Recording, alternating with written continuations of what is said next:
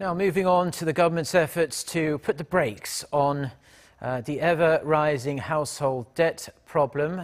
It's an issue now that stands in monetary value at some $1.2 trillion US dollars. Starting next year, South Korea is going to tighten mortgage lending rules, which it believes will go some way at least to rein in the debt that has been growing at double-digit pace for some time now. Ji-yeon reports. The Ministry of Strategy and Finance has laid out its plans to curb Korea's mounting household debt with the aim of resolving risks to the local economy and establishing structural changes that discourage people from incurring debt. The ministry aims to slow down the accumulation of debt increases from the current annual two-digit growth to a single digit. The household debt issue has long been cited as one of the biggest risks to the local economy by established foreign institutions, with the debt volume increasing at a fast pace compared to GDP, which is why we've come up with preemptive measures to quell rising debt.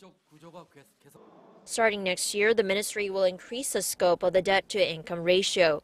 They will also implement a debt service ratio, the ratio of household debt repayments to total disposable income, in order to hinder people with 2 or more mortgage loans from buying a house in areas of property speculation. Meanwhile, the government says it'll increase support for those already in risk of default.